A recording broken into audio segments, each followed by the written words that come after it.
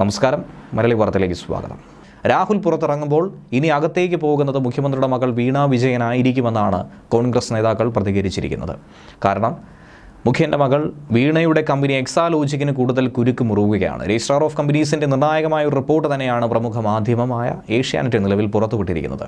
CMRL നിന്നും പണം വാങ്ങിയതുമായി ബന്ധപ്പെട്ട് തെളിയിക്കുന്നതിനുള്ള ഒരു രേഖയും എക്സാലോജിക്കിന് ഇതുവരെയും ഹാജരാക്കാൻ കഴിയില്ല എന്നാണ് ബംഗളൂരു ROCയുടെ കണ്ടെത്തൽ നിഗമനം. വാങ്ങിയ പണത്തിന് GST അടച്ചു എന്ന വിവരം മാത്രമേ എക്സാലോജിക്ക് ഇതുവരെ പുറത്തുവിട്ടിട്ടുള്ളൂ.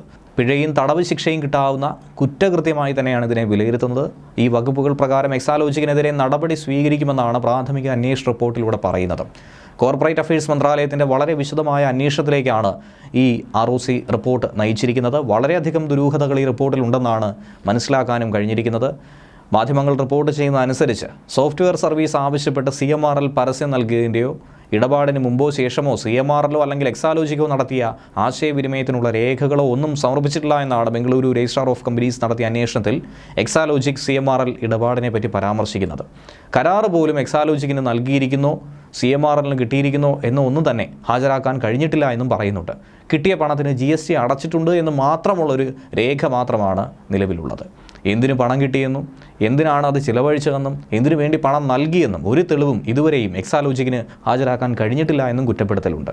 കമ്പനീസ് ആക്ട് 2013 പ്രകാരം കമ്പനികാരി ഇടപാടുകളിൽ തട്ടിപ്പ് നടത്തുന്നതിനെതിരെയുള്ള സെക്ഷൻ 447, രേഖകളിൽ കൃത്രിമത്വം കാണിച്ചതിനെതിരെയുള്ള സെക്ഷൻ 448 എന്നീ വകുപ്പുകൾ അനുസരിച്ച് എക്സാലോജിക്കിനെതിരെ നടപടി സ്വീകരിക്കാമെന്നാണ് ബംഗളൂരു ROCയുടെ പ്രാഥമിക അന്വേഷണ റിപ്പോർട്ട്.